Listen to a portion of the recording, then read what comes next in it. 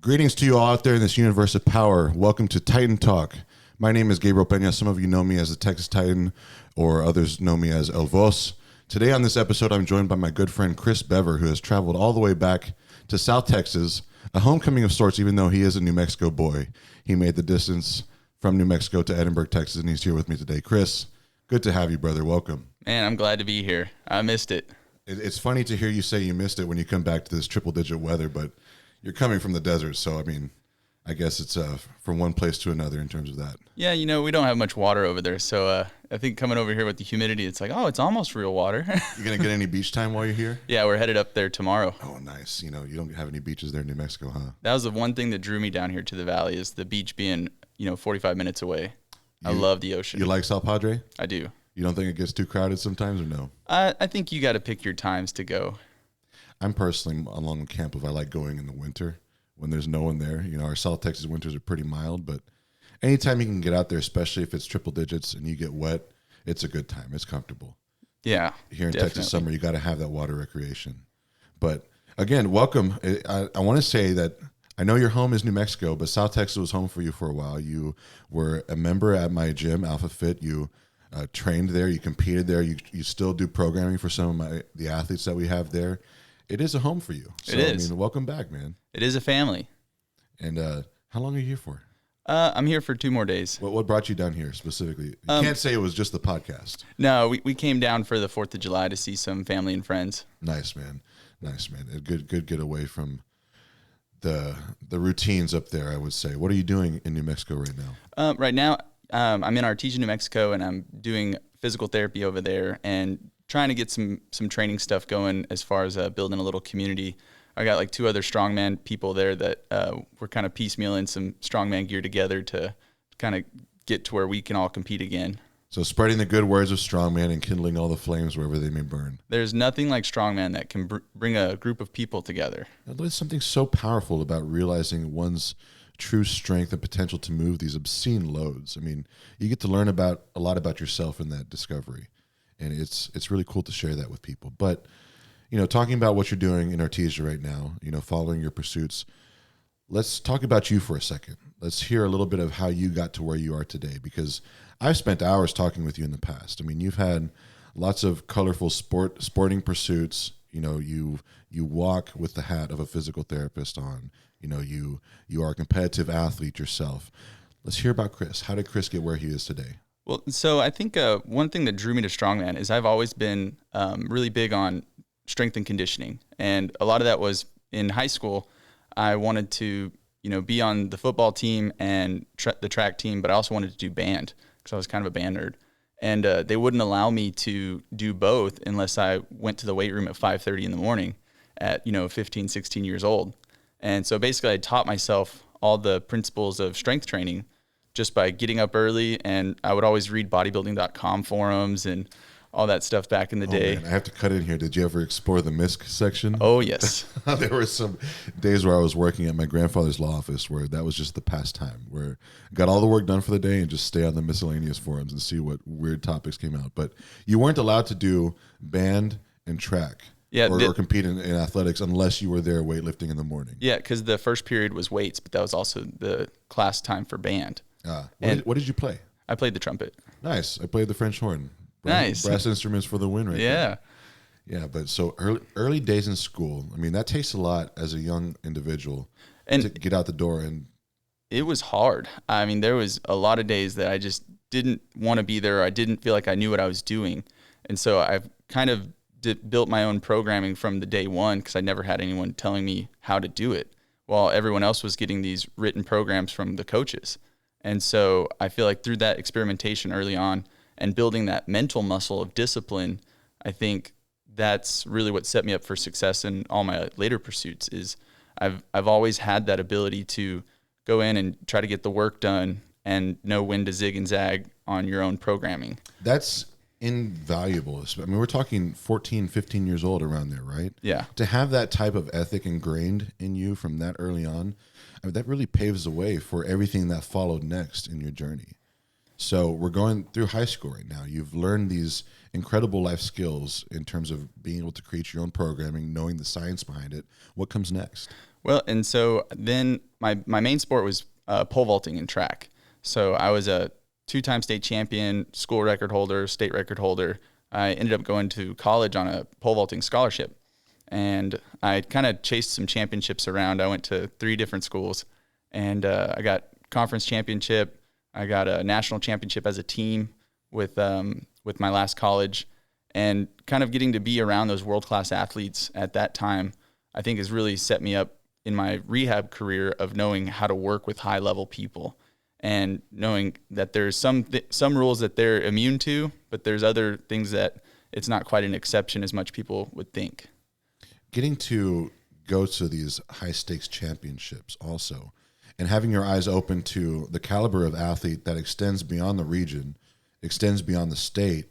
You're talking about national and world level scopes here. I mean, that really opens your eyes to what's out there in terms of human performance, and in pole vaulting, no less. I mean, I have to ask the question, did you ever have any really gnarly wipeouts? Oh yeah. I was probably one of the funnest people to watch because I would miss the pit, which is like the pad. I'd miss that probably once a week. Oh my God. How high does that pole vault pole get you up there?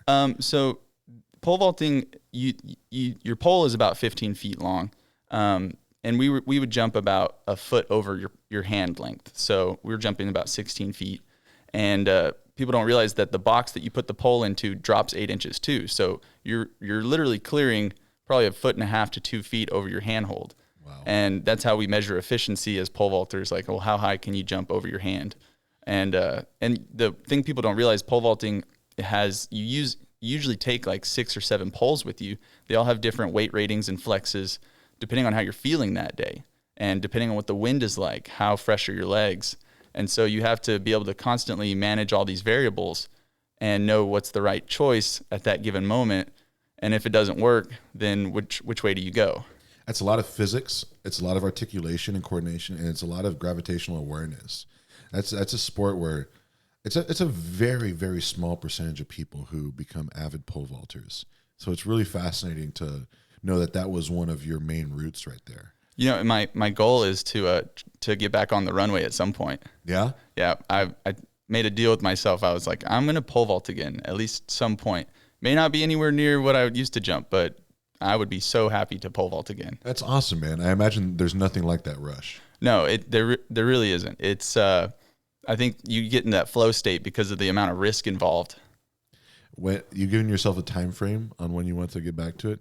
Well, I had said like when I turned 30, but I didn't have anywhere to train for that. So, but now where I'm at right now, I can train a little bit on it. So I'm hoping within the next year. I've been doing a lot of sprint training lately. Oh, that's awesome, man. I mean, I'm constantly confronted with the question of, or I guess the idea of athletic prime in strongmen. There's I think I was on Laws's YouTube channel at one point, and he's like, Gabe, you're one of the older guys out there. Like, how does it feel with some of these young, like, Laws, I just barely started, man. Like, I still feel like I haven't even gotten into my prime, but the reality is, at 32 years old, compared to guys who are 23 and 24, that makes me one of the older guys, which they got another thing coming. But what's the pole vaulting prime? Because I imagine with the constant launches and jumps and landings, the body after a certain point is not too resilient to impact anymore. I think it's all about calculated risk, but it's just like strongman in that it takes time to acquire the skill. And that's from a motor learning point. Like I always make the joke of strongman is old man strength. And it's because it's odd objects, it's weird positions, and the only way to get better at it is to do it. And if you look at old man strength, everyone has, their dad could always turn the wrench that they couldn't. And that's just open the pickle jar. Yeah, and it's just his body had done that motor pattern, 20,000 times more than you have, no matter how big you are. And so the more repetition you have, the more efficiency your nervous system has on creating a motor coordination. And so I think of athletic prime has more to do with your recoverability, not so much can you perform the task. Gotcha. And there's a lot of studies that show like your prime static strength isn't till, you don't start coming back down till about 45. You think that when you do get back to having the pull in your hand and going for the jump, you think it's going to be like you just unlock that memory and you're right back where you were? There's going to be a little bit of rust phase. I think with anything that there's there's a little bit like the muscle memory is there, but the speed of the internet to access that is still dial up. And the more that you repeat that pattern, the faster it's going to get to Google Fiber. Yeah. When you said dial up, I heard all the nostalgic tones of those sounds coming from the CPU unit of the dial up connection. So pole vaulting, it's super interesting. And, I would love to talk more about that because so few people do it. But after your pole vaulting, pursuits, how did that pave what came next? What was the next step? So I was about to leave the college that I was at. I was going to a summer track meet, and I tore my hamstring, a grade 3 tear. Like, it was a career ender, basically. And I kind of had to take a deep look and see, like, okay, I can't pole vault forever. I better pick a career choice. For people who aren't aware of the different grades and tears, what is a grade 3 hamstring tear? Grade 3 is where the tendon fully detaches. So this was a rupture at the insertion point. Yeah, and for hamstrings, you've got enough hamstrings down there that you don't necessarily need to get that surgically fixed, and depending on the severity of it. And mine, I didn't need surgically fixed. It just needed some rehab. And the subsequent rehab that I got was really terrible. And so I think that's really what spurred me on to the impetus to go into physical therapy. Because I've always been kind of self-taught on everything, and I'm a big researcher, and I love to, if I've got a problem in life, I'm going to educate myself on every aspect of it, on how to solve that problem. With the recovery rehab regimen that you got, how long did it take for you to start feeling like, hey, this is subpar, this is not what my body needs, I want to have a go at doing this better myself? Well, I think a lot of it was I was trying to read things and learn like how the rehab process works. And when I was going in to get my PT done, it was none of the things that I was reading about. And it really kind of, you got to become the change in the world that you want to see. And, like most teachers were become a teacher because they either had a really bad teacher and they wanted to kind of correct that. And so I think reading and learning all these different techniques and things and not getting those done to me, I was doing them on myself or finding a way to. And understanding more of those principles of rehab, of like how do you fix something that tore? How does your body heal? And so I just became fascinated with it. It was one of the easiest things I've ever had to study for, in terms of like I would much rather read that stuff than do my math homework or any of that stuff back in the day. Well, it was so driven by a passion for yourself, a very constructive effort that was going to build a bigger, better, stronger, smarter version of you in years to come. Exactly. And so that was kind of the shift when I figured, okay, I've got to figure out what I'm going to do as a career, because I'd been like a business major up to that point. And so I had reached out to a friend that was on the track team with me a few years prior, and he was working in a PT clinic as a tech. And so he's like, yeah, if you want to get into this field, you should get a tech job somewhere. And so I applied, and it was like 5 months later. If anyone's applied for like low-level hospital jobs or big corporation jobs, they'll get back to you in like 5 months. The waiting game. Yeah. And so I'm kind of a jack of all trades with those early jobs too. I was a pool technician that I started my own little pool business. I was working at a bike shop, all kinds of different cool college jobs. And of course, with all those, you were definitely a custodian at times too. Oh, right? Yeah. Like all the maintenance stuff that goes along. Mm-hmm. I ran a rock climbing gym at one point. And so my first job in PT was working at an LTAC, which is long-term acute care. It's basically where the most messed up people go when they have to stay for 3 or 4 months. And so from the day one, I was working with people who were intubated. They got 4 IV poles and they're on a vent. And I'd go in there with the therapist as kind of the tech with them. And we'd make this person have to get up out of bed and walk, and it would take a team for them to walk 6 feet. And because you've got to manage all these lines and everything everywhere. And the whole goal is just to get them out of bed so their body can start recovering and start building strength again. This LTAC PT, did you find that this was a lot more geriatrics, or was this a lot more like emergency or like immediate illness type stuff? It's a lot of immediate illness stuff. It's a wide range. There's people who they've got like 5 or 6 different things wrong with them, to where it's totally incapacitating them, and they're trying to come back from it. And it's a very tough environment. But that really kind of opened my eyes to what all the different things you can do in physical therapy, for one. and more so that, you can come back from almost anything. One of my favorite patients was this guy. He was like a Clint Eastwood type. He was 82. He had 2 gunshots to the lungs, and he had a trach, so he couldn't talk the first 6 weeks. And we went from walking 2 feet to, him walking out of there when he was done. Wow. 8 weeks later. And so I'd worked with this guy for 6 weeks before I got to hear his story, because I just knew he got shot twice. And he had somebody had broken into his house, and he got in like a gunfight with him.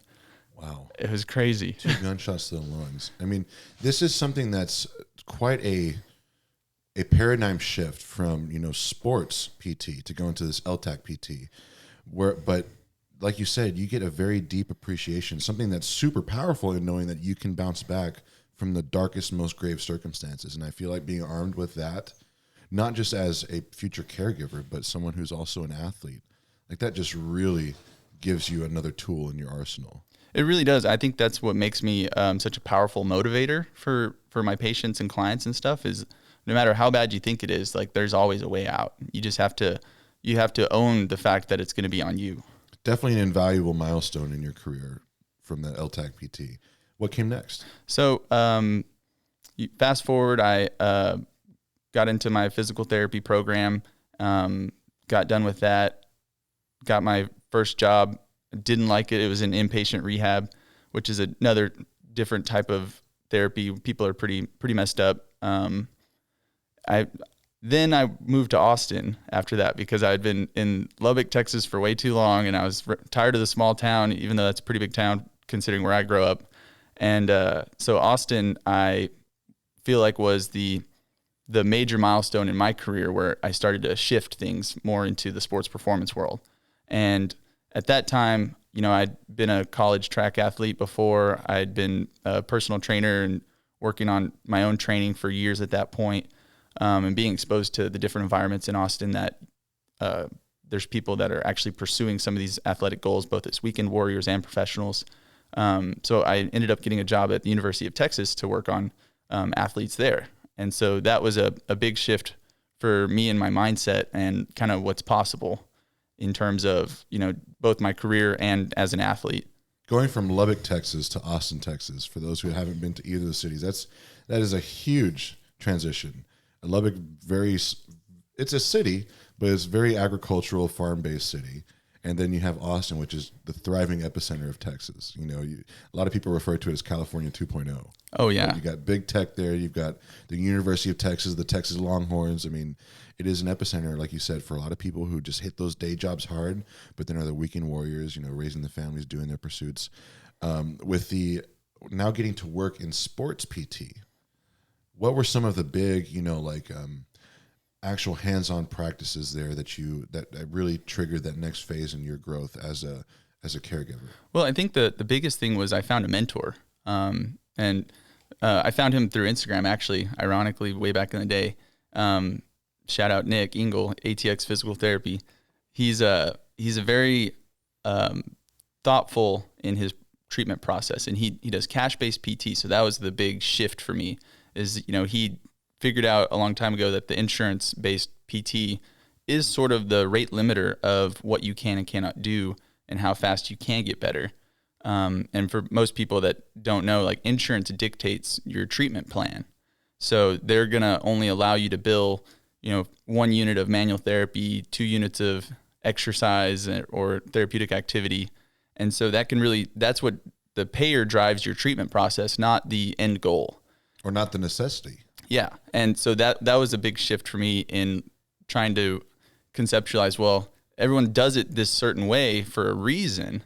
And it's not necessarily that it's the fastest way to get to your end goal of being fully rehabilitated. And so he kind of opened my eyes and taught me a lot of different techniques and different ways to look at the human body and how it performs. So major shout out to Nick and paving the way in your career. But how long did you spend there in Austin? Working under your mentor, working in sports PT at the University of Austin. How long did that phase last? That was about 3.5 years. Wow. That's a significant chunk of time. That would be kind of viewed as like a residency phase for a lot of people in healthcare. Definitely. And, people want to think that life is linear, and especially with certain goals, like the ultimate goal to work on athletes or, do treatment the way that you want to. And, I would say that I'm still not quite there yet. Even through all the different ups and downs, because I've kind of made a lot of left turns and gone right and gone wrong.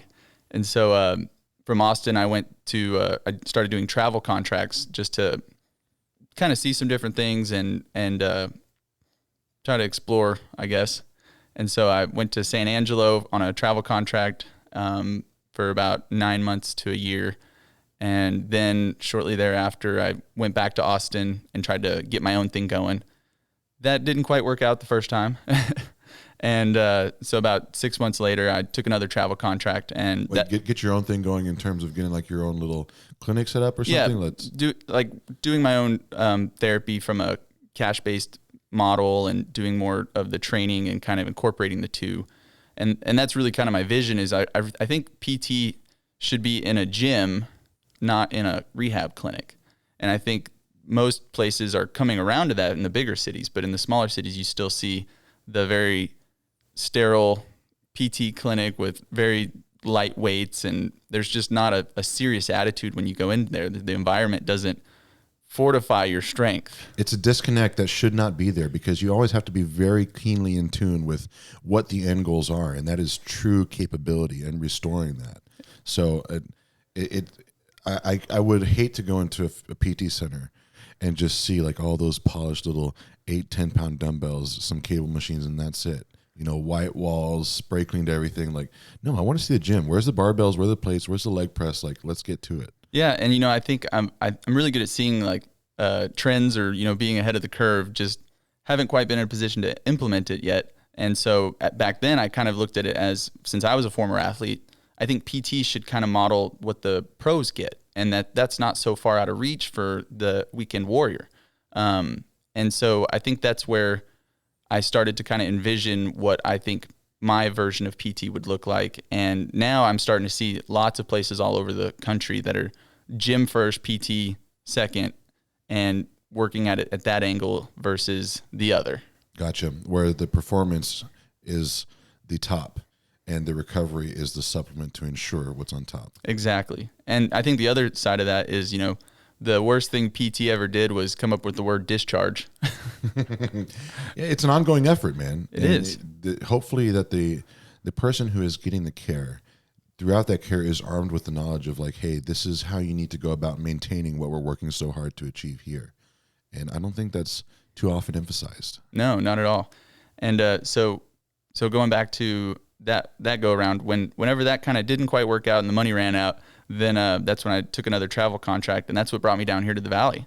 At that point, I took a travel contract, and it was in a SNF, a skilled nursing center, so it's not my favorite job, but it pays the bills. And so if I look at it as if I hadn't taken that job, I would have never found Strongman. I'm sure our paths might have crossed at some point if you did find Strongman later on, but that very well brought you to Alpha Fit, to South Texas, and that's how I came to know you. Yeah. So thanks to that sniff travel contract.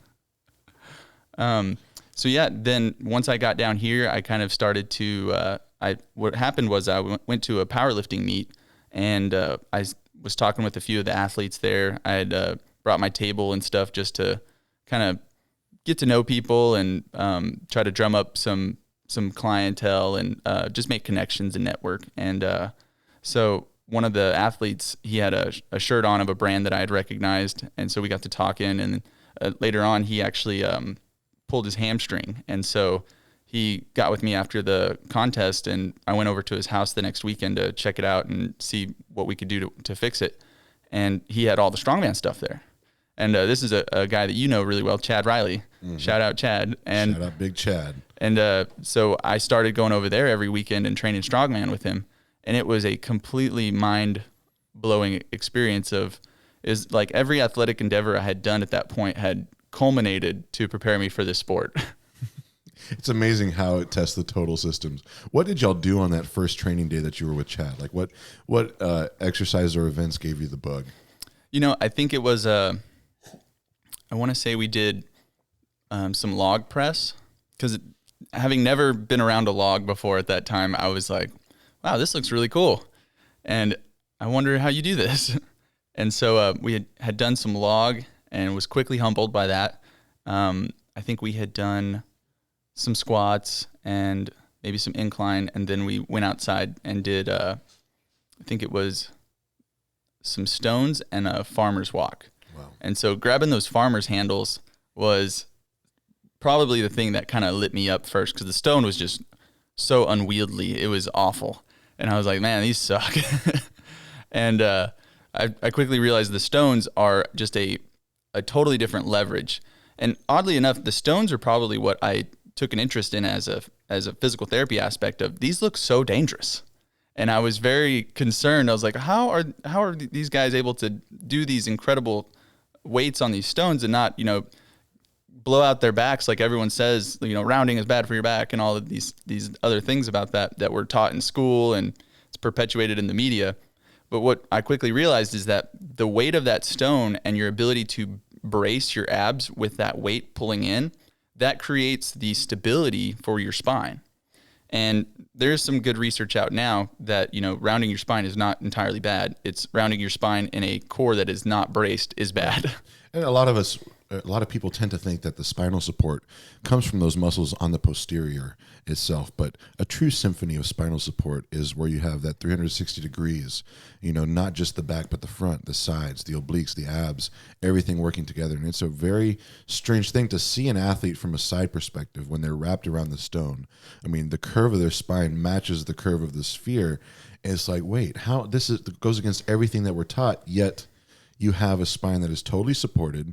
And I would go so far to say that if you are fully braced, both front and back sides, every disc in between each of those vertebrae is perfectly level. You don't have one side taking more stress than the other. I mean, it's crazy to think about, but I can see how the physical therapist in you, sees something like that for the first time. It's like, this goes against so much that I've taught, and yet humans have been doing this for thousands and thousands of years. Yeah. What's going on here? And so even looking at that, the history of stones, I think that's one of the coolest things in strongman. Civilizations have been doing manhood stones for thousands of years. You could go so far as to say civilizations have been built on man's ability to lift stone. It's like that. Definitely. So that kind of got me bit by the bug of strongman. And it was about 2 months until there was a contest. And so I kind of made the decision, well, I'll train every weekend and we'll see if I can handle this contest. And it was a novice contest in Dallas, the Greenhorn.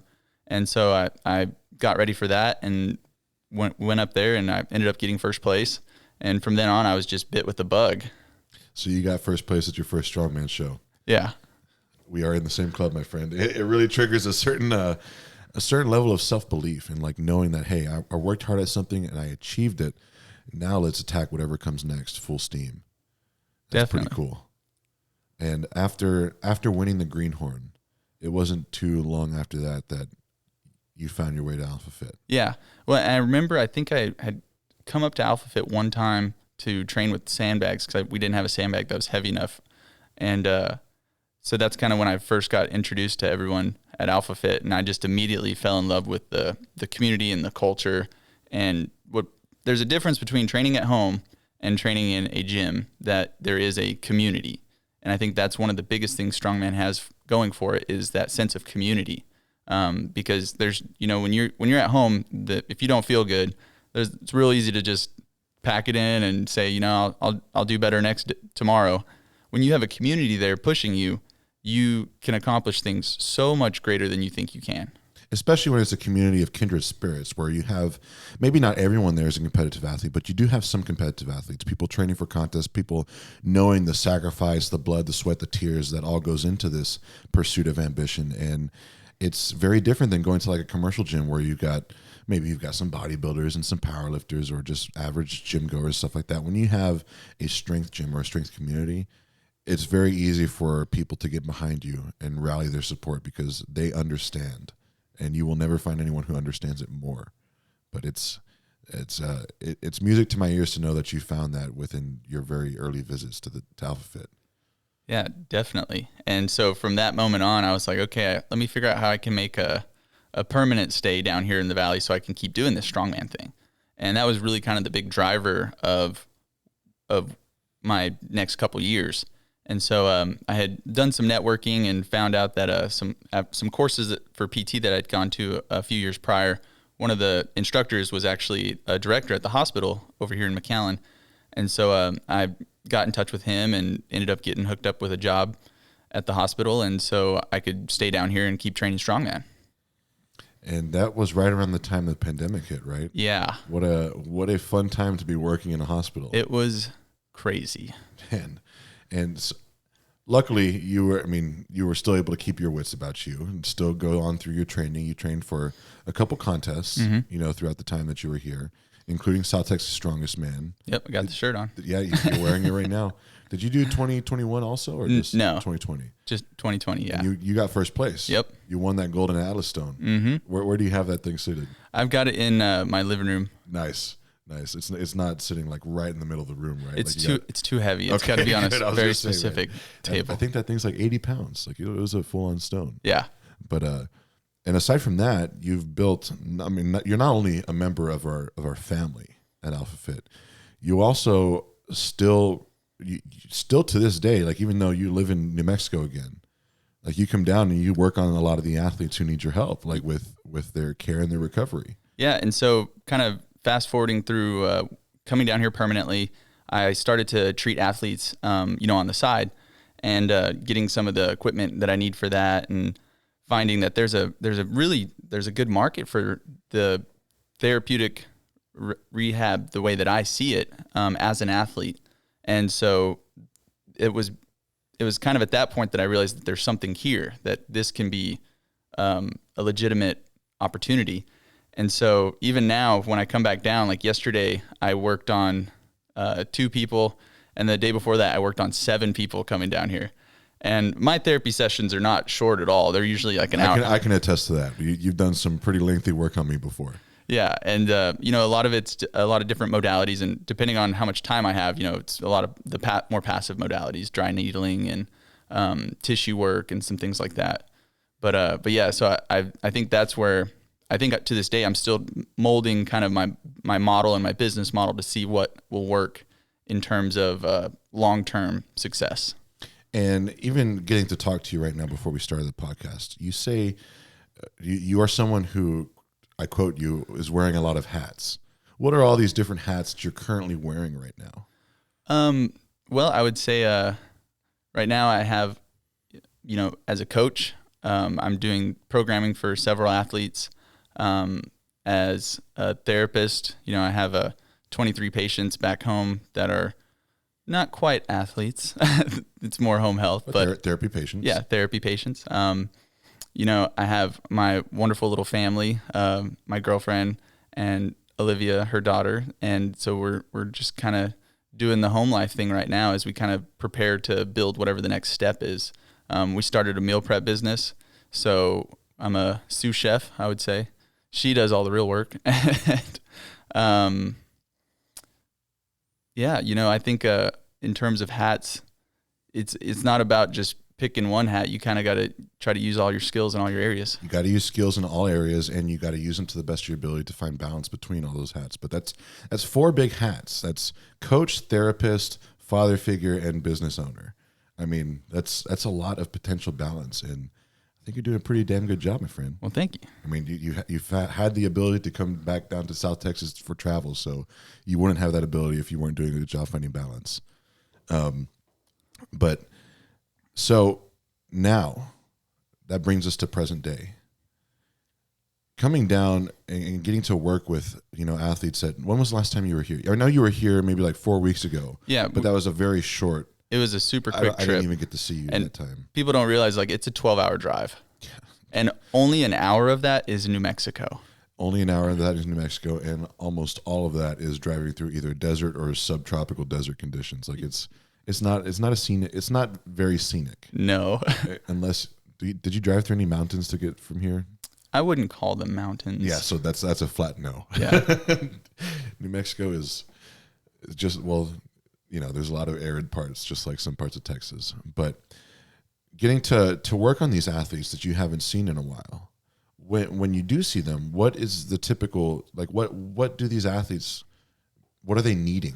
So the biggest thing, and kind of my whole concept of of therapy for strongman is we get beat up. There's a lot of little tiny things that are not 100% going into any contest or even at any given point during training.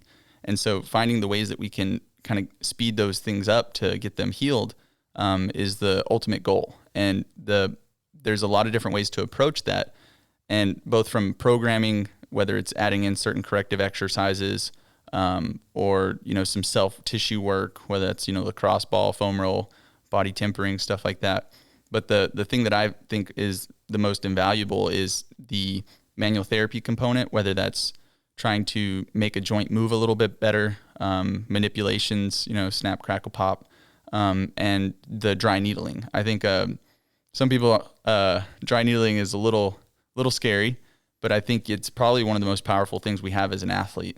For the audience out there, what is dry needling? So dry needling is taking a filament needle, which is like an acupuncture needle, and what we're doing is trying to find a muscle that is causing pain or, derangement. So when muscles get overworked and underpaid, they kind of get locked up into a knot. And you can palpate these, you can feel them as trigger points. So it was like in the 1940s, some doctor figured out that, we can poke these things with a hypodermic needle and they will twitch and go away to an extent. And so they started doing these injections on trigger points in the 40s. And then they're like, well, I don't think it needs the injection point. So instead of using an oil, they did a dry needle. So that's where it got the name dry needling. And acupuncturists have been doing needles in the body for thousands of years. There's a pretty significant difference between acupuncture and dry needling. Acupuncture tends to follow these energy levels and chakras and chi and things like that. Dry needling is much more mechanics based. Kind of, you find the painful area, you find the muscle belly, and you poke it. So when the muscle knots up, when, like you're saying, you can palpate to find these muscles that are just screaming, they knot up. What is the physiology at play of a knotted up muscle? What's happening in the tissue that causes this hardening and this little knotted area? So neurologically, your body is, when we keep demanding a muscle contract, because they can only contract, and they work in a force couple, kind of a concert of movement. So when it gets overworked there, your body will just say, you keep asking me to shorten this muscle here, I'm just going to keep it short. And what that does is it creates inefficiency on the muscles around it. That's where usually you can have an injury somewhere, and then all the neighbors start hurting because they're trying to pick up the slack. So the locked up muscle is locked up calcium ions in the nerve, like the axon at the microscopic level. And just like, when you push your thumb into a trigger point or a lacrosse ball, you're creating a neurological input for your body to become more aware of the area, for one, because a lot of times we lose sort of awareness of that muscle. It's like the muscle that's locked up is not on the network. And so we want to get it back online so the body can recognize it and use it. And so then when you go in with a needle, it's basically just a super physiological amount of input to the nervous system. I always say that it's like Control-Alt-Delete for the nervous system. And so when we're doing the needle and trying to find the area, what will happen is when we get to the right one, it will twitch. The muscle fiber will kind of, it'll usually have a big twitch when you get a really good one, and it can be kind of uncomfortable. I wouldn't necessarily call it painful. There are some that are pretty painful, but the goal is not trying to find, create pain or anything like that, but we want that twitch response, because after that, the nervous system is reset in there, and it can now recognize that muscle. It can now use that muscle again. I've had dry needling done. I've had it done multiple times on my piriformis before, in my hip, where it's a muscle that is so deep and hidden under like thick layers of the gluteal muscles, and it's really hard to get to. A lot of times the best way to get to them is the dry needling. Like, you get to go right past those top layers of thick muscle and get straight down to the afflicted area. And it did help, but it's still a hip muscle. So any of the hip muscles are nice and strong, that when you do get that sweet spot and it twitches, it's a powerful twitch, and it can feel a little bit uncomfortable, but the relief that follows the next day, kind of feeling that knotted up muscle start to release. And correct me if I'm wrong, but a knotted up muscle, something that's, in that state of being permaflexed, a lot of the channels in and out are inhibited or not as efficient in their circulation. Exactly. They're not getting afferent nerve flow. They're not getting basically the ability to contract anymore in that localized area. The blood flow is decreased. And that's going to create the joint movement that it's responsible for to be altered. Right. And then that can lead to further problems down the chain. Further problems, imbalances. You think of squats or deadlifts, you get a hip shift or something that shouldn't be there. Just movement inefficiencies. But I do like to think of how, like, when you have the knotted up muscle, or even sore muscles to an extent, where they're still recovering, there's lots of inflammation. It's like you have a 5-lane highway that's been closed down to just 1 lane of moving traffic. It's not very efficient. And you got to find ways to open it back up. Definitely. And that's not to say that that's the only thing that is going to do that, but I think it's one of the fastest ways. It's very direct. Let's put it that way. You can get a muscle or not to release with tissue work, but it can take 50 minutes of massage work to get a muscle to let go, and it can take 2 minutes with a needle. I've had, you told me, and then some of my other friends who work in physical therapy have, advocated how dry needling can work with a lot of the big strong muscle up there that have lots of layers. And the traps come up a lot. The traps can be dry needled, especially the lower layers of them. But that is a muscle that I'm just terrified to have poked with a needle, man, because I've got really strong traps, and I don't want those things to be shaking violently when you hit that sweet spot. But that's just me being a pansy. But you do dry needling for a lot of our athletes here. That's one that you've done on me before. Yeah. Once. Yeah. I finally gave in and let you do it to me, which is a big deal. But it does work. What other, you talk about the manual therapies, in strongman specifically, this is a sport that is driven so much by the back. We've got the saying, big backs win shows. Whether it's the back by itself or the back where it connects to the hips, the posterior chain. What else do you find that you're having to do more often than not on the average strongman athlete that you treat? I see a lot of hamstrings, and then as well as a lot of shoulders.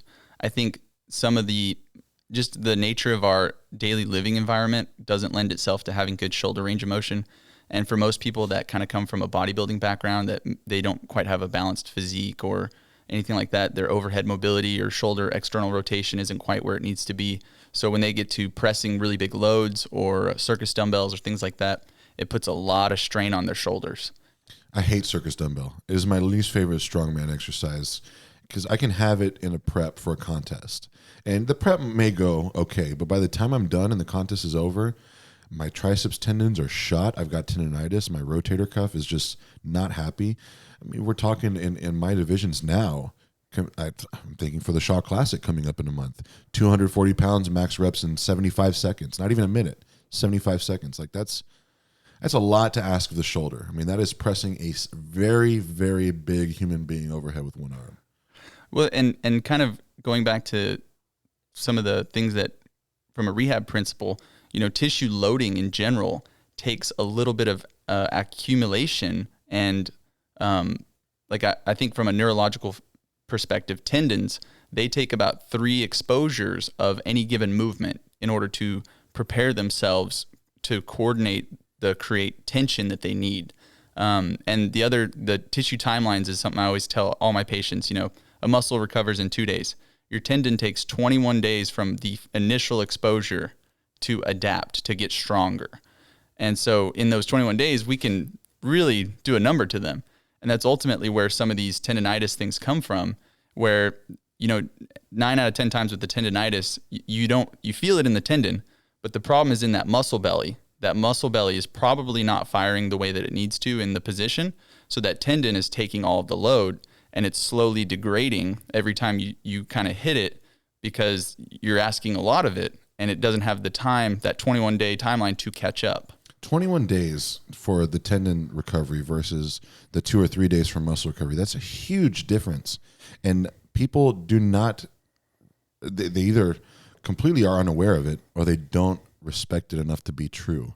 But it could not be more true. And that's why you see so often athletes who put on just like a crazy amount of weight. They gain all this physical strength and they demand these astronomical feats from their body. But then they wonder, why the hell did my bicep pop off when I finally got into competition? Well, you were training heavy sandbags for so long. You got stronger, but your tendons never got to recover. You built all this new strength in your muscle bellies, but not in where it connects to the bone. Yeah, and I think that's where having some intelligent training, whether it's periodizing certain things in there, but also, loading the tendons appropriately as from a rehab side of like eccentric loading is really good for tendon health. And that's probably like on the circus dumbbell, the lowering or coming down is probably where that tendon's getting overly stressed just because of the eccentric motion. And that's you can utilize that to a benefit with eccentric training for a tendon that's like currently pissed off, is working on eccentrics, and slow repetitions is going to prioritize some more of the tendon versus the muscle belly. Eccentrics being the phase of any motion where you are resisting the weight as it comes back down towards you or goes back down to its starting position. Or as it's lengthening. As it's lengthening. So a lot of people refer to that as a negative. Yeah. As the negative of the motion. Is it true that 80% of our strength capacity lies in the eccentric capability versus the concentric? I think the eccentrics, there's a lot of good research and data out there on eccentric training, and the aspect of neurologically, you can put on the brakes a lot more than you can create the force. Even I think in the 70s, the Russians would hook people up to direct current muscle stimulators and put 130% of their back squat max, and they would have them lower it, and then they would turn on the stimulator so they could stand it back up. And I don't know where the research went on that, other than I think a lot of people got hurt. But the fact that they figured out early that you could do these negative portions on your own strength at 130% of your concentric max. And a lot of that is building that tissue resiliency and those tendon resiliencies. So when we're aiming for the goal of tendon and connective tissue strength, eccentrics is where a lot of the golden nuggets lie. I think eccentrics and isometrics. And then also, this is where a lot of the strength athletes get in trouble when they start doing a lot more plyometric stuff, because they don't microdose it in there, and that tissue time frame catches them. So you'll have some people, they're like, well, I need to get faster, I'm going to throw 10 sprints in, and they haven't done a sprint in who knows when, and all of a sudden their hamstrings hurt. You and I have had talks on this before, because I'm very wary of programming sprints sometimes for a lot of my athletes, because more oftentimes than not, and throughout the course of, even since I've owned AlphaFit, the better part of this decade, whenever I program sprints in the workout, there's always one or two people that wind up spraining their hamstring or their calf. And it's so frustrating because, well, it's frustrating for them, one, because they get hurt. One thing people need to realize, that a sprain is still, it's a significant injury. It's not a minor injury. There are microscopic tears that wind up happening there, and you do shock the muscle to where it has to recover from. But it's also frustrating in the sense that you have to have agility training. You have to be able to move fast. In strongman, you got to be able to run from one implement to the next. You take a sandbag down, you got to run back for the yoke, and you got to do it well. So you need to train that strength, but training it and programming it, and then having someone just not ready for it, or try to demand too much of themselves. I can say on paper, like, hey, I don't want you to move faster than 70% of your top speed. But when the athlete starts running, they love the feeling of it. They push it, and they're like, oh, well, I'm going to try 90% just because I want to, and there goes the hamstring. And I think that's where, like my concept of microdosing, given that timeline, and the other aspect that I try to base things on is the decay rate of motor control is about 10 days. So if a golfer doesn't swing a golf club in 10 days, like a pro golfer, his swing is now off. If a professional dart thrower doesn't throw a dart for 10 days, his throw is a little off. So on any of these concepts that we have to have a motor pattern, we need to be dosing it in about 10 days, or at least minimum, to prevent, losing some of that muscle memory. And so finding the appropriate dose for these plyometric type movements, which are technically, like most people don't realize, a sprint is an isometric of the muscle belly, and the tendon does all the moving. When you're in an all-out sprint, your calf muscle is doing an isometric, and your Achilles tendon is doing the whole motion on anything that's a quick dynamic movement like that. And that takes time to build up the motor pattern as for the recruitment of who's supposed to do that job. And I always tell people it takes 4 exposures of any new movement pattern for your body to figure out which motor units need to do this, whose job is this movement. So I always tell people you want to dose it the first exposure, 50%. It's more of just expose the body to a little bit, and then you just kind of build it up from there. And in an ideal world, it would take 6 weeks or so of plyometric training, dynamic training, to have everything working the way that it should for you to really hit the gas and see what you're made of on it. So let's delve into programming a little bit here, because that's really right on topic right now. Let's think of this, of course, in terms of strongman prep. If you have the ideal prep for a contest, and this is not the way it is in the pro levels, but like if you're an amateur and you're thinking of what comes next, you have 3 months until your next contest. But your next contest has a loaded carry medley where it's multiple objects. You got to carry them across and run back to retrieve them. Let's say it also has a stone load where you got to walk your stones to the platform to load it. And for shits and giggles, let's say you've got power stairs too, which that's one hell of a contest already, but where you're going to be taking the duck walk implement up flights of stairs and jumping to the next one. So you have a very real demand of needing to move with weight, needing to move fast between the weights, and needing to be able to plyometrically move from one platform to a raised one. If you're an athlete who has never done that before, or let's say it's been a very long time, what is the way that you would start introducing that into this 3-month buildup to the contest to where you would do it effectively and not tragically result in any injuries to the connective tissue? Well, and I think some of the other variables that I think are important is, how much exposure to these movements has somebody had in their lifetime? And then also, I'm a big proponent for strongman takes about 2 to 3 years because there's so many different movements. It takes 2 to 3 years for you to really kind of feel where your body understands things.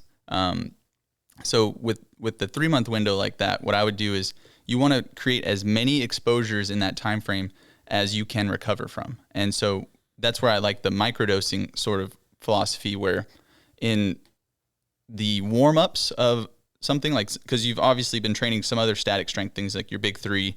And so around those, you're going to be throwing in your warm-up 50% effort or 50% loads of those contest movements and trying to do that 3 times a week or so. And each week you're going to pick one of those to kind of increase the intensity or the volume or the weight, and trying to rotate those that way. So that way your body's getting exposed to them and in a short matter of time. Because really, I think the sweet spot's about 8 to 10 exposures to where you feel confident in it. And that's kind of been true with my athletes and myself, where about the 10th exposure, you're like, oh, dude, I can hit the gas. Let's see what we got on this. But being able to time all of those things is kind of like, conducting an orchestra. You've got all these different variables that you got to know when to turn up and when to turn down, and being able to make those work in a succinct cycle to prepare for a certain date. And then also trying to mitigate certain injuries if you're working through any of those. Right. And there's lots of variables at play, especially if someone has never done any of these motions before, or anything remotely close to it. But let's go back to the example of me not liking Circus Dumbbell. I've got Circus Dumbbell coming up potentially in a month at the Shaw Classic. I haven't trained Circus Dumbbell because I don't like it, so I've been putting it off till now. I know how to press a dumbbell. I've done it before, but in this month, if you were programming me in this month, how would you structure the Circus Dumbbell training? I know 5 weeks is not a long time. It's actually 6 weeks. Let's say 6 weeks. How would those preliminary phases of Circus Dumbbell go under your tutelage? And what would be the recovery or the needed recovery time between exposures to where when it comes time for showtime, I'm set and I haven't taken any regressions? Like, I've really just done this the best way possible. Well, and the first thing with the especially Circus Dumbbell is, do you have the requisite joint range of motion? Can you get into the position and let's execute? assume for the sake of this, yes. Okay. Because that's the most important thing on any movement is, do you need to work on something to get into that movement to begin with? Like most Circus people, Dumbbell is one where I see more times than not people do not have the skill and the acuity of knowing that they need to have their upper back create a shelf for that dumbbell to rest on. If the elbow or if the arm starts pitching downwards under the weight of the dumbbell, guess what? Your upper back's not doing a good job. But for the sake of keeping all these variables at bay, let's say clean slate, good to go. I've got 6 weeks, but I haven't trained this. So what is the way to go about it? That's where I really like cluster sets. So in any lifting, you can summate certain amounts of motor units. when we're at like a high RPE, we're using 65 to 70% of our available motor units, which your body can almost never use all your motor units unless it's a dire situation. You got to pick up a car off somebody. That's where we get those superhuman feats. Is your body activated every motor unit you got? And even in high-level Olympic-trained athletes, they can only usually generate about 70 to 80% of their motor units. So with a cluster set where you have this perceived exertion fatigue, your body will call upon more motor units. Where if you tell somebody to go, well, I want you to do 50% weight and get some practice reps in. If it's not like the nervous system isn't turned on because it's not a scary weight or anything like that, you're not going to ingrain that motor pattern as well, because you're kind of half-assing it. And so if you can do cluster sets with a moderate weight, meaning and there's a lot of different methods of cluster sets, but basically you're not fully rested in between reps, but it's not an all-out max weight. So you're kind of 30 seconds, you hit a rep, 30 seconds, you're still a little winded, you're going to hit another one. And so as that fatigue sets in, the weight isn't very high, but your fatigue is making you use more motor units and basically ingrain that motor pattern. And so I would say the first week would be trying to do some very intentional lightweight drills to see, where's your sticking points, get used to the movement. And then that second week would be where you're starting to kind of push it with some more intense cluster sets at a medium to moderate weight. And then the third week, I'd probably break down the movement a little more. So doing a lot of reps of getting it off the ground to the shoulder and not pressing it, just to build up some endurance in that position, because that you don't want that to be your sticking point at all, or where you get gassed. And then also working from some overhead stability stuff, starting overhead walks and some things like that.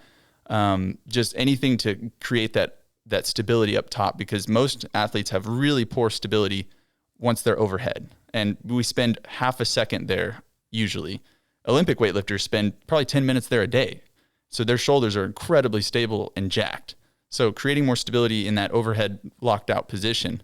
And then in that third week, also trying to work on some of the different aspects like leg drive, being able to get your timing right, where you're doing some reps that are just purely leg drive without the lockout.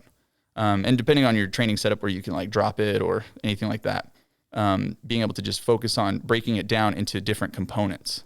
And then probably about the fourth week, really starting to put things together. So about after the 4 preliminary weeks, that's where it's like, okay, now let me start trying to see how long I can keep the pedal down in this time cap I'm going to have in contest. So we would call that, I guess, the drill phase. Yeah, and so that would probably be right about your 10th exposure. Gotcha. Cramming 10 exposures into 6 weeks. I mean, it's doable. Yeah. It's doable for sure, but starting from 50%, right? That's your sweet spot for starting and acclimating? Just to see the movement, feel it out a little bit. Man, well, that gives me some insight to an event that I don't like too much. But you're programming, and you obviously know what you're doing. But I really like the aspect of you seeing the necessity to work with a symphony of different variables, because no two people are the same. They don't have the same background issues. They don't have the same skill sets. They don't have the same power output. They don't have the same levers. And being able to see that, I mean, it's the marking of a knowledgeable coach and a caregiver. And I think the coaching aspect too is, if you write your own programming, we're always going to unconsciously avoid the things that we either suck at or we don't like. And, I can't remember which coach I was listening to, but they were saying how even, high-level professional coaches, they try to get someone else to look at their training at least every once in a while to see where their blind spot is, because we all have biases and blind spots. And so it can be really powerful to just kind of have somebody else see what they think in terms of that. And I'm sure all of you pros kind of do that with each other too when y'all are struggling with something. Every now and then, yeah. And I mean, I've definitely taken a lot of pride in being my own coach always, but I am getting to a point now where I am so dead set on my goals, of becoming the world's strongest man, of pulling the deadlift world record, that I don't want to leave any stone unturned. So with that notion, it's like, okay, maybe it's time to like check the ego and stuff like that. And let's get another set of eyes, let's break this down more, because there's simple truths like I need to get my log press stronger. I need to get my grip stronger. I need to do these things. And after a decade of coaching myself, I still need to do these things. So let's see, see what doors I can open by, inviting someone else in.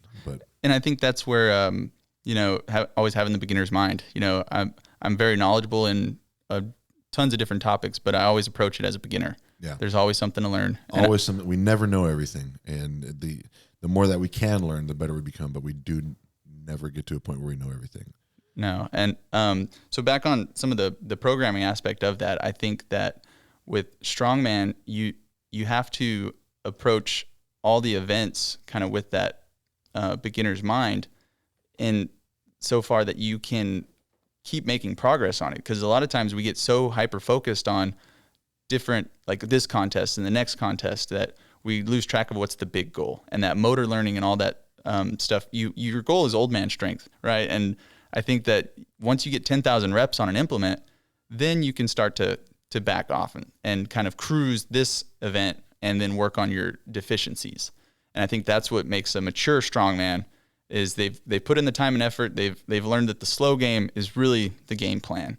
That if you get too fixated on the upcoming contest or the next contest, that you can create those imbalances. You can create more unneeded injuries and things like that, because you're not looking at the long-term vision and the long-term progress. That's something I see all too often with athletes, and I try to advocate it with the athletes under my coaching, whether it's on site at AlphaFit or online coaching, is if you get so wrapped up in, like, let's say you map out your whole year and I've got these three contests I'm going to do, and I'm going to train these events and be a freaking expert at every single one of them. If you're training the same 5 or 6 events for 3 months straight, think of the big primary movers that are there. Think of, the big muscle groups, the hamstrings, the shoulders, the lats. Like, those muscles are getting strong. But then if you're doing these same movements all over and over again and you're forgetting your accessories, well, maybe the rear delts don't get as much attention as they need to. Maybe the brachialis doesn't get as much attention. Maybe the piriformis, maybe the hip abductors don't get the work. Like you said, you've got these imbalances and you've lost track in becoming a well-rounded, no weakness type athlete. And now you're just a specialist who, in pursuit of becoming a specialist, has created all of these chinks in the armor, and it's a tough thing, because you've got, and I can think of my rookie athletes when they are getting ready for their first or their second or third contest, that beginning phase of their strongman career. They just want to train the events because they want to be perfect. But if I give them a week where it doesn't have the events in it, they're like, "Coach, what's going on? Like, I've got a contest in a month and a half. Like, why am I not training the events?" I'm like, "Well, you still got to be good at stones, even though you don't have stones coming up. You still got to have strong shoulders. We got to work your triceps power. So maybe I'll have you bench press, even though you got log press coming up. But it has to be a well-rounded type strength." And I think that having that variety too is one of the things that makes strongman amazing, is that, you're never bored, and because you can constantly rotate all these different events. And really, people fall into that trap with some of the more obscure events like the Conan's wheel or Viking press. People only do it when it's coming up in contest. And so I like throwing in things like that. And I even have a big written out thing of all the main events that you could possibly see in strongman ever, and then kind of a timeline next to it where you can kind of check when you did that one last. So that way you can kind of mentally keep track. Well, I haven't hit that one in 3 or 4 weeks. We could throw that in. And just having that kind of little mental map to know when you should be rotating these things in, just to keep both the motor path, and then also to keep it kind of fresh and interesting and have some novelty in your training. Absolutely, because when you stop having fun with it, it makes it hard to go through all the arduous setups and takedowns, especially if you're training in no air condition in 100-degree weather. Like, you got to be having fun with it above all else, and it needs to be well-rounded and not just consistently the same events. But it's the essence of strongman, something that made me fall in love with the sport, was the idea that you're training yourself to be good at anything that's thrown at you in terms of a physical trial. And that's another appeal of CrossFit, is it might not be specifically ultimate strength like strongman is, but you create a hybrid athlete to where if you throw a physical task at them, you stand a damn good chance of being able to execute it well. And I always loved that, because it gave a very real world capability feel to all the reps and sets that we were doing inside the gym. Yeah. And I think kind of the idea of constantly varied with strongman is, really your weeks can look similar, but more often than not, they're not going to be identical for the most part. If anything, it looks almost like a conjugate rotation where it's like this, 6-week giant rotation type situation. And I think the other missing aspect in a lot of people's programming is getting back to just general physical preparation type exercises. Because the biggest thing that I see with strongman is they move like a brick wall in that they don't have any unilateral work. They don't know how to connect their foot into their hand on opposite sides. And you can go down the rabbit hole of like fascial strength and like the fascial line system. And I think there's a lot of merit to that with barbell athletes because it's so apparent in their movement patterns when they get too fixated on the sagittal plane stuff. And so throwing in a lot of, cross body stuff, even just general athletic stuff that you would kind of see, whether it was a track athlete or somebody like that, the way that they're training, adding in that kind of stuff into a program can be super beneficial for just keeping someone moving healthy. That's usually the first 6 weeks of working with strongman is I'm kind of just unlocking all their stiffness that they've developed through their strongman training. And so working more unilateral stuff and even bodybuilding, I think is really beneficial for strongman. And I think a lot of people, I think it's kind of a secret weapon that a lot of people don't really talk about much. I mean, you look at some of the big gyms that have strongman stuff, like they're still doing their bodybuilding work. They're still getting in there at least 1 or 2 days to do the isolation stuff to keep their muscles healthy. And I think with strongman, with the nature of the implements, you're not using your joints through their full range of motion, so you can get kind of stuck in this mid-range portion. And being able to go in on a separate day and do a bodybuilding workout where you're not annihilating yourself, you're just almost getting a pump and just trying to use that muscle through its full length and kind of condition the tissues.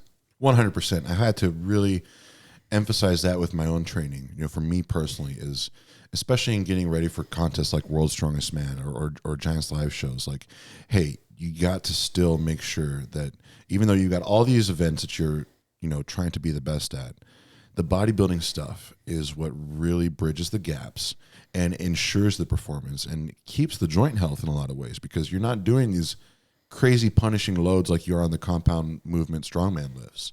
You're doing, tricep extensions, you're doing leg extensions, you're doing bicep curls. Like, it's very controlled isolation exercises that give these small power players the due diligence that they need. And I think also in an athlete's training career, depending on where they're at, if they're still a novice, if they're a little more intermediate, or if they're advanced, that's going to dictate how much of that they're going to need too. And I think with the more novice lifters, they still need to develop a lot more mind-muscle connection that the bodybuilding helps. They probably need to have a little more muscle mass behind their movements. And that's where, if they just go straight up strongman all the time, they're starting to miss out on those things. And I see the same thing in powerlifters too, with some of the ones that I've treated, that they are missing the accessories to prevent the overdevelopment of certain things. Absolutely. It was an invaluable stepping stone in my own path to where before I started competing in strongman, I'd spent a lot of time bodybuilding, not competing in bodybuilding, but I started strength training when I was 21, maybe 195 pounds. But I knew I had goals of being a big dude. And, whether the goals were actualized at that moment to become a World's Strongest Man competitor or not, I know I needed to build a bigger foundation for myself. So there was one summer where I went from 195 to 230, 235. And it was purely driven on the focus like, hey, I need to build a bigger version of me for all the pursuits that come ahead. So that bodybuilding foundation, the days reading through the bodybuilding.com MISC section and, learning all these tips and tricks and stuff like that, but working on these specific exercises to increase hypertrophy, to build bigger muscles.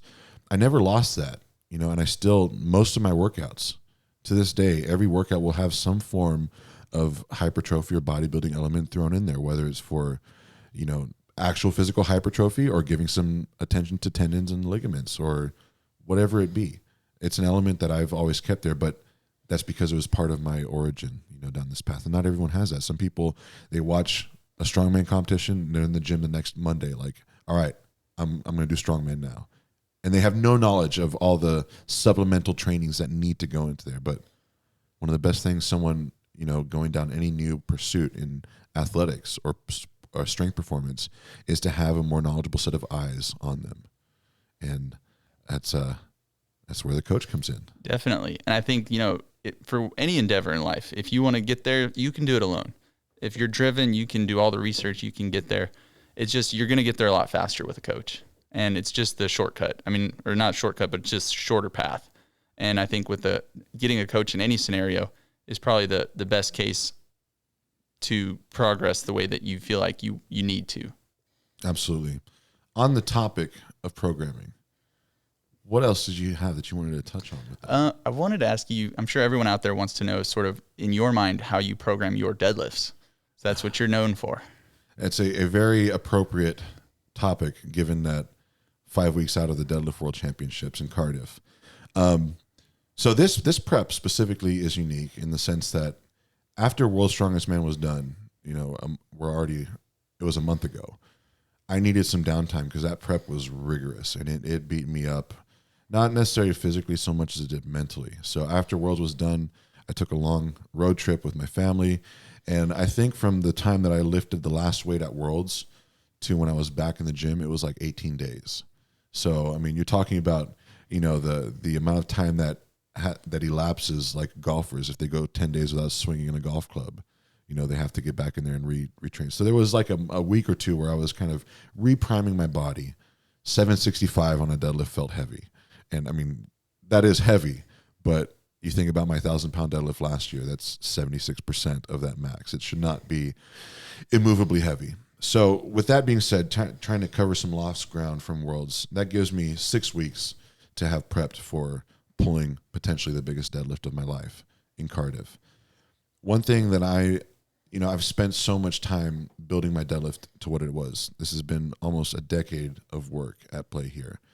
That at this point, I have the strength. It might be slumbering there, but it's a matter of priming it to come back out. As much as I would love to be able to pull 1,000 pounds on any given moment, that's not reality.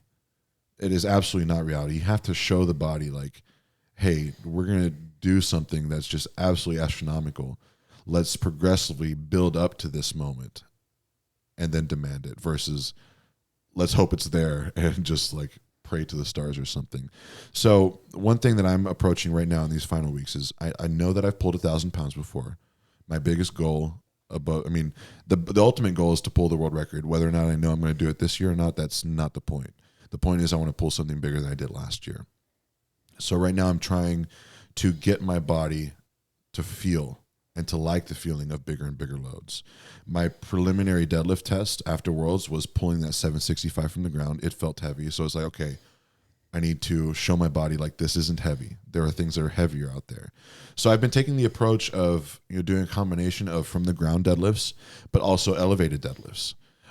I feel like the sweet spot for working that lower back strength and showing it like what the hinge needs to be under heavy loads is between 13 and 15 inches. We can get to like the 18-inch range too, but I feel like 13 to 15 inches, especially on a barbell, that's where you're missing out on the push from the legs off the ground. You really are focusing on the hips having to lock in and demand that high point of leverage and control. So I've been working a lot of 13, 15-inch lifts, training specifically for heavyweight. After I do like a heavy session from 13 inches, my next session will be back down from the ground, maybe like at 75 to 85%, and we're going for reps. And then the next session, we're going to go for heavyweight again. Whether it's from 13 inches, 15 inches, or from the ground, now it's going to be with the suit. There's a lot of factors at play with getting ready for Cardiff now because I'm having to show the body like, hey, we got to get ready for bigger and heavier loads. 2, I'm pulling for single rep attempts, or I'm training for single rep attempts. So I don't need to get too caught up in the idea of, oh, let me do 10, 15, 20 rep sets on deadlifts. Like, no, I'm training the mind to muscle connection. I need to work on the 1 to 3 rep range most of all. And I need to work on the accuracy for resetting that rep after rep. And then 3 is bringing a suit into play. I can't pull every session with the suit because I'm going to lose on my raw power off the ground, but I can't neglect the suit because the suit makes very different leverages compared to a normal deadlift. So when you put all that into the scope of 6 weeks, it is a constant rotation of from the ground lifts for reps at a high effort zone between 75 and 80%. Super heavy weight from an elevated position from 13 to 15 inches. Low reps, just really strengthening the lower back and showing the body like this is what you got to work. And then, of course, back down to the ground again, but with the suit. Super heavy, low rep stuff. I think to sum up everything that I just spilled out at you, right now, my biggest strategies are showing my body what real heavy is and then maximizing my leverages on the suit. Because I already have the strength. The strength was there. I felt the strength there at World's Strongest Man. It's not so much worried about building the strength, although I am. It's more of showing the body like, hey, this is what we're going to demand from it. Let's make sure that we don't go into this blind. Yeah, and I think looking at your 18-day layoff is probably a needed thing for the nervous system, because people don't realize these 1-rep type lifts are so nervous system heavy that it takes a long time for your body to recover from those. And on any contest prep coming into it, your nervous system is working on a very low battery. And so having that full reset and, those muscle memory patterns are there. It's just telling the nervous system, hey, get ready, because it's about to be bigger. Absolutely. And it's going to be some big stuff out there. I mean, there's not like one or two guys that can pull this world record. There's a whole stack of them. I mean, we think back to last year, 7 of us pulled 1,000 pounds. What's going to happen this year? How many people are going to go above that? Is 505 going to officially fall? I mean, this is a big deal. But from your perspective, pushing the body to deadlift 1,000 pounds, what does that trigger in the physical therapist side of you? Like, what phenomena are at play there? Like, what? I think of it as like the 4-minute mile. Like, everyone thought it was impossible until someone did it, and then that same year there was like 6 or 7 or more people that did the 4-minute mile. So I think the same with these 1,000-pound deadlifts. People are now, the mental block is gone, and we're going to see some really crazy stuff, I think, in the next couple years.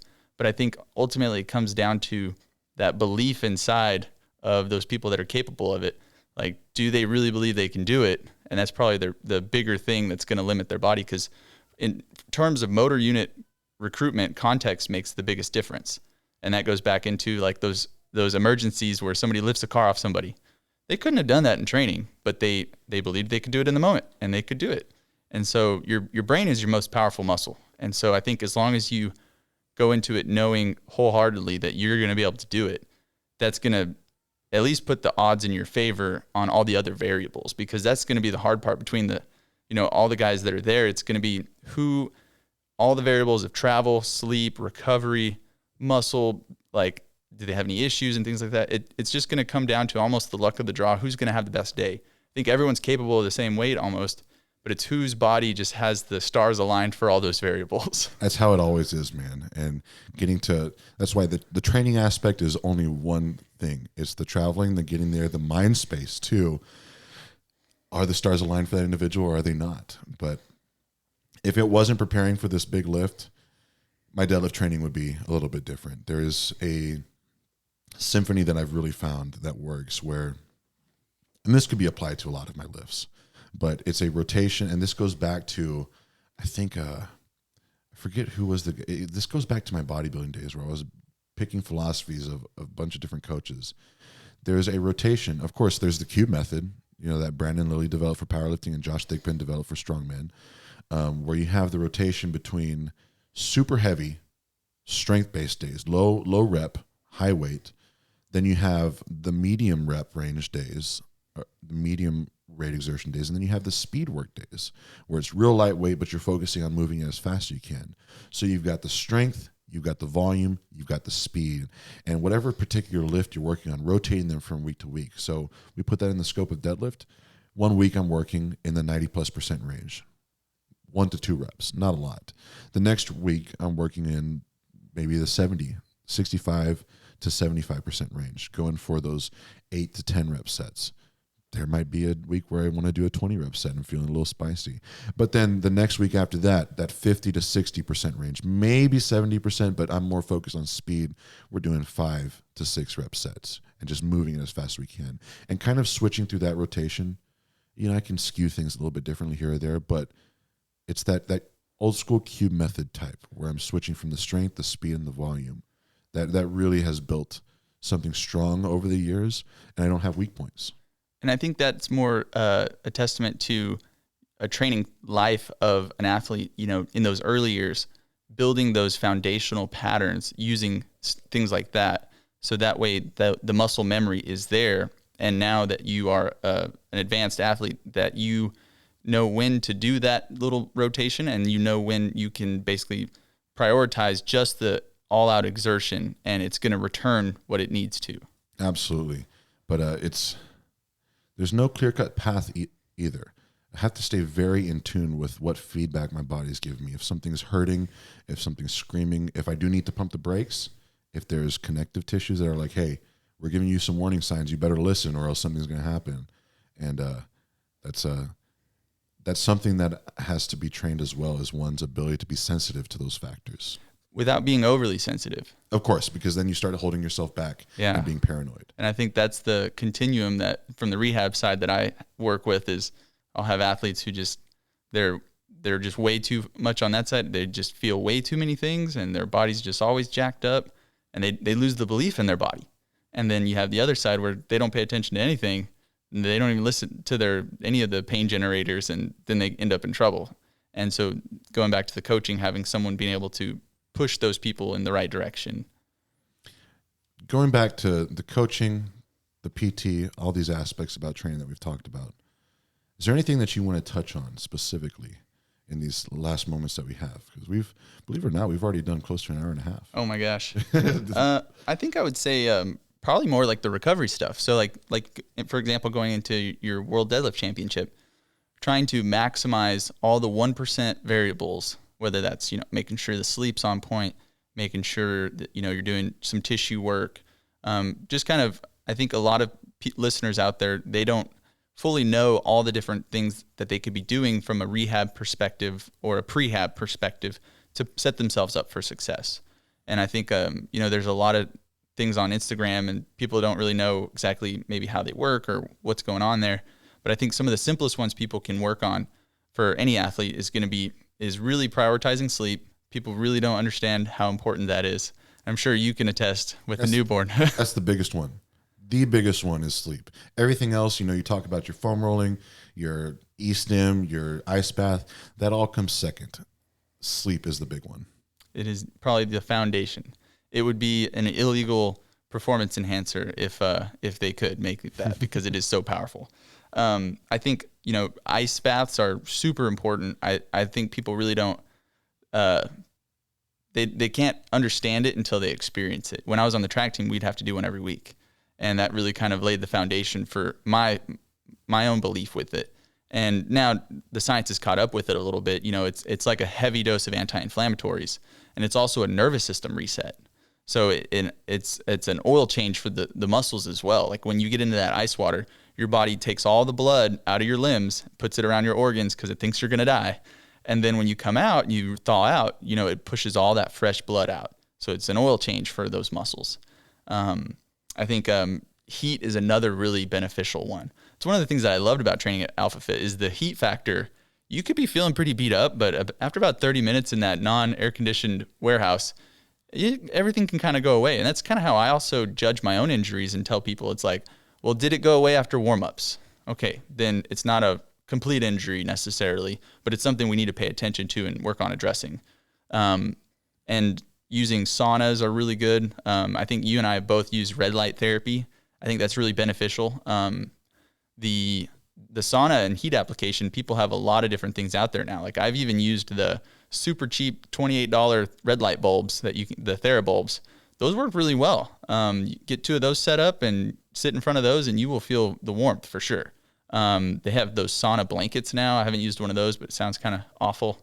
But heat is invaluable for circulating your lymphatic fluids, all of your healing components, vasodilation, heat shock proteins, all that stuff. I think the self-administered tissue work, foam rolling, lacrosse ball, there's a lot of stuff in that realm that most people are aware of. I think people don't really know how to dose it. If you have a problem area, like a tight muscle, for example, and you're not able to get anyone else to work on it, or you should be working on it too, along with somebody else. You really want to be working on it a lot on the front end. If you have a certain issue, if you will foam roll it or lacrosse ball it, basically, 2 or 3 times a day for the first week, you will you'll get a big head start on it to heal, because really your nervous system isn't going to let you get in there deep enough to let it release until about the third or fourth time you've done it. So most people, when they just foam roll for 2-3 minutes before the workout, that can be all well and good and can be more of a ritual. But if you're really working on an issue that you want to recover from, you need to be really getting in there often. And some of the body tempering stuff that Donnie Thompson has come up with, that stuff has been really cool in some of the passive recovery strategies. I've had some body tempering done by a good guy up there in Utah when I go train with Kevin Ferris, and it's amazing how you can feel those effects right away, especially on stiff muscles like the hamstrings, the lower back, the lats. I mean, it's real stuff. Well, in the science of it, if you got a knot or a tight muscle group and you put your thumb in it, it's only a small surface area. You're only getting so many mechanoreceptors activated for the nervous system. The large surface area of body tempering kind of borrows its stuff from like the Thai massage type things, where there's a larger surface area and a heavier pressure. It's going to activate way more things in the nervous system to get it to be aware of it and relax it. And it's the same as, if the body tempering, if someone's standing on your hamstrings with both feet, that's a large surface area. It's going to stimulate a bigger nervous system response. And so the body tempering with those big giant steel rolls and everything, you're getting that nervous system to fully be aware of the area and relax it. I think something that you told me, that a lot of these recovery factors should be viewed as like 2% factors. It's not just one is the end all fix all. It's the accumulation of all of these little 2% factors. The more that you do, and the more that you do correctly and time well, then those 2% factors can turn into 16%, 20% added recovery rate. And it may not seem like a lot if you're trying to find that 100%, which is naive and foolish. But when you compound 20% over the course of 5 days, well, that's 100% worth in one day. If you look at over the scope of 5 days, it's how many stones do you want to leave turned or unturned? Exactly. And I think a lot of it too is no one factor is going to make that great of an effect, but when you can get everything moving in the right direction, it works synergistically, and they all tend to work together better whenever you start adding everything. And that's even, diet. When some people are just having poor recovery and they just need to clean up their diet a little bit, that can be a 2% factor. But then when you start stacking it in with everything else, now that your body is running healthier, it's going to clear lymphatic fluid faster and better because it's not clogged up. So the heat therapy is going to work better. And looking at everything from that aspect, like that's how you can get these things to have a bigger impact together. Absolutely. And diet is one aspect where inflammation can be very easily triggered by food choices. And when you get inflammation, I mean, that's a big I word in strength training, especially in recovery.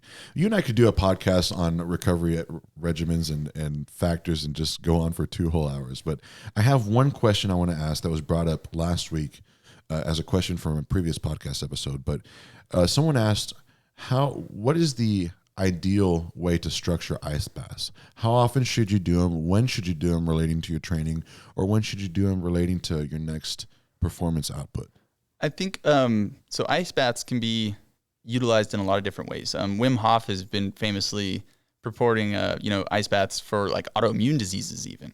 And the whole thing is devil's in the dose. So depending on how messed up you are is probably how frequently you should do them. And the temperature of it also changes the amount of the effects and the types of effects. So I know a lot of Wim Hof stuff, they advocate cold showers and, over a long period of time getting acclimated to these colder temperatures. From an athlete perspective, though, I think as long as you don't get it too cold, because I mean, I've done frozen rivers in Colorado in the middle of winter at 28 degrees water temperature. That's too cold. I think when I was doing with Brian, like the happy zone was between 40 and 45. Yeah, I think 45 to 40. I'm sure for you guys, because y'all are a bigger heat mass, you're going to cool it down pretty quick. And I know a lot of the research in the sports medicine world is about 50 degrees, 45 to 50 degrees. So the temperature is going to dictate sort of how long you kind of need to be in there. But for the most part, I find in my experience and other people, if you're doing a traditional ice bath with like chunk ice, the water's going to warm up because of your body temperature. And so you can spend a lot longer in there because it's kind of rising with you. If you're in a chilled water, like they've got these cool units that are continuously chilled, or you're in a body of water that's going to stay cold, like a lake or a river, then you probably want to limit your exposure because you can overdo it and get to some hyperthermic issues. When the body starts violently shaking on you, and shivers, that's probably a sign like, hey, let's get out. So the shaking actually is a nervous system response, and you can try to quell that a little bit. That's what Wim Hof teaches. On his whole premise of modulating autoimmune diseases is controlling your nervous system. And so by sitting with the discomfort and trying to maintain almost a meditative state in the face of the pain and everything in your body telling you to get out of this water, that's where you kind of gain control over your nervous system. And so I think the shivers, they get better with time too. Like I noticed for me, if I haven't taken an ice bath in a couple months and I get in one, I shake so much. And by if I do it again the next week and the next week, the shivers, they become less and less. And it's just your nervous system is prepared for that stressor. And so whenever you start to shiver, if you can try to think of calming your nervous system down, and whether it's deep breathing or anything like that, that's going to facilitate a bigger response from your body to recover from it as well. I think when I said shiver, I misspoke, and I should have said complete violent body shaking, creating a wave pool type shiver. Yeah, that's a sign to get out. That's different, but yeah, man, I think so to sum up that question, if someone had a very difficult training session, and 2 days from that training session, they have another hard training session, when is the ideal time for the ice bath? I would say as long as your goal is the neurological side of training, then the ice bath immediately after the training. Okay. There is a little bit of the inflammation response in tissues after training that we want, because that's what stimulates some of the growth. Right. So if you're doing it after every single training session, you're not going to get some of the tissue hypertrophy type stuff. But I think that's, again, a very small, minute amount that people overblow. There's people who say ice baths shouldn't be done at all. They inhibit, muscle growth. And it's like, well, it's like a 2% thing. Like you're still going to get some, as long as your protein and everything else is good. So I think if you're trying to prepare to feel good for the next training bout, and it's a important kind of scenario like that, I would say right after the training. Gotcha. And about 15 to 20 minutes is like the sweet spot, depending on how well you tolerate the temperature. I've been in some that it's so cold, it was like 7 minutes is all I could do.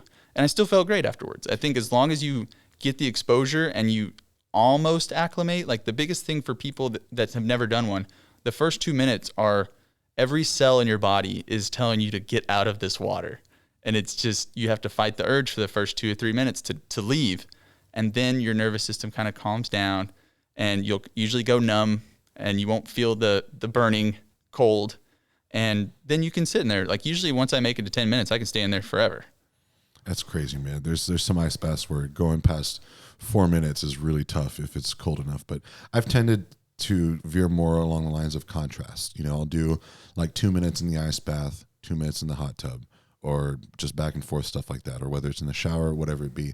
I find I like that more than just staying totally submerged, but that's just me. And the differences there we can go into and talk about on a whole nother podcast. And I want to have you back on another podcast in the future, because I feel like we only got to talk about only a very small amount of things that we could. The surface level for sure. You and I have had some really good conversations over the years, and I'm glad that we get to at least now put it on a podcast and see maybe I have no doubt other people will find some useful nuggets of information throughout it. But before we end today, I like to end every podcast with a space out section.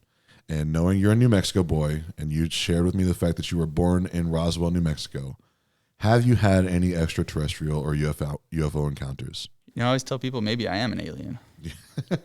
I mean, I think that growing up there, it's almost like I never questioned it. And then now seeing all the stuff that's coming out in the last couple of years, where major government agencies have admitted to a lot of different things with extraterrestrials, they're for sure out there. Whether or not I have seen them or not, I don't think that I've ever legitimately seen one that could have been confirmed. Like, it's hard to tell whether it's a jet or satellite or something like that. About New Mexico is you've got a lot of military bases out there. Yeah. But there has been a lot of crazy stuff happen over there in like the last 10 years too. Like the Sunspot, which is the observatory in up in the mountains about an hour from where I was at. There was like some feds who came in and they closed it down for like 4 days. That's weird. They evacuated everyone in the area because my family has a cabin up over by there, and my uncle had to leave. Just a random evacuation near an observatory. Yeah, that raises some eyebrows. Huh? Yeah, so I definitely think they're out there. I don't think that I've ever legitimately seen one yet, though. I have seen things that are unexplained. I've seen the Marphalites out in West Texas. Mm-hmm. I've seen those. You've seen those too, yeah. Like the 3 little orbs in the distance, just dancing in this weird, unexplained way. Whether they're extraterrestrials or not, they are UFOs. They're unidentified flying objects, and I can't explain them. People can't explain them, but I haven't had any direct encounter. I just didn't know if, like, maybe you haven't seen them because, like you said, you are an alien yourself. Maybe. If you and I are both on the same page that extraterrestrial life is out there, how far do you think we have to go to find it? I asked Kevin Ferris the same question. Do you think it's in our solar system, or you think we have to go to like a neighboring? I think that's, I almost feel like when you get that big and expansive, they have to have some sort of technology where that type of expanse doesn't make a difference, whether that's black hole, traveling, wormhole, whatever the physics that they're using at play. I cannot remember the name of this guy that I watched a documentary. He talks about how he does these like meetup things, like a group of people, and they do this like certain meditation and like raise their vibrational frequency as a group stuff, and they like legitimately call in aliens. Wow. And like they have video evidence of like they'll have the group of people out there in the woods in these hot spots, and I don't think it's probably every time, but they have on several documented occasions have like brought in crazy lights and other things like that. Wow. That's And so that goes back to, I think, the way he looks at it as it's when you can connect with the universe in terms of your person as a state of being, then that's when they're more likely to sort of show up because they pick up on that, according to him. Are you familiar with the James Webb Space Telescope that just launched? Yeah. A couple months ago? We get our first images from that on July 12th, so 10 days from now. And this telescope has the capability to look further into our universe than we ever have. So we're going to learn more about the origins of our universe and be able to see things that we couldn't have seen before. I'm wondering if this might be that little monumental discovery where we can... It's just going to be an alien selfie. An alien selfie on all those gold mirrors, but I'm anxiously anticipating that. To conclude this Space Out section, on the subject of aliens, do you think that there have been multiple times that aliens have come to Earth, taken one look at us and be like, oh, hell no, this ain't worth our time? Yeah, no, I definitely think that if you look at like the alien activity, when we started making atomic bombs, they started showing up. And they realized, oh, you guys have enough power to destroy yourselves now. We better keep an eye on you. You think that's what it is, keeping an eye on us? And because if we can't concretely say that extraterrestrials are real, then they're definitely keeping themselves at a distance. And I think a lot of it is there's not just one extraterrestrial species. I think that there's probably 10 or 12 out there. It would be foolish to think that there's just one when the universe is as big as it is. And just knowing all the similarities of these sightings and different things that people report over the years, that once you go down that rabbit hole, it starts to kind of, it's hard to stay objective and unbiased, like when you're going into those things to, see where, okay, I'm over believing in this conspiracy thing or this or that. And okay, where's the faults? Where could this be wrong? I kind of wonder, like, do they, if they have come and seen us, are they keeping tabs on us because we have this power that we can, destroy things on a larger scale? Or are they keeping themselves at a distance because they're like not hopeful for us? They think that we're going to destroy ourselves. Like they're not worth us making ourselves known or sharing our technology. Sometimes I wonder if it's like a zoo to them. Like they come on vacation to come. What if we are their zoo? What if they are the ones that put us here? On their family road trips, they come check out Earth, once a year. Look, kids, look at these fools. They still haven't gotten past their moon. Yeah. But I do think it has more to do with the maturity of our species in terms of their contact. Yeah, I think so too. And I am ever hopeful that the maturity of our species increases, but we'll see in the years to come. I like staying hopeful for that. But Chris, thank you for coming out on this episode, man. I'm so glad I got to come. I mean it. I would like to have you on another one because you and I could just talk for hours on end. But I'm glad you made it back home to South Texas for a bit before you get to return home to your other home in New Mexico. But it's been a pleasure, man. It's always good to see you. It's been good to come back to my second home. Ladies and gentlemen, this has been Titan Talk. I have been joined by my friend Chris Bever. Chris, where can people find you at? Probably where I'm most active is Instagram. It's at Clever Bever. And feel free to reach out with a DM. If anyone wants to work on some rehab stuff, I do online consultations. If anyone wants to work on some programming or troubleshoot their programming that they're currently doing, I work with athletes doing that too. So potential programming, coaching, physical therapy, Clever Bever is your man with the care. Reach him out on Instagram at Clever Bever. I am your host, Gabe Pena. Some of you know me as the Texas Titan, and this has been Titan Talk. All of you stay safe out there and keep exploring this universe of power.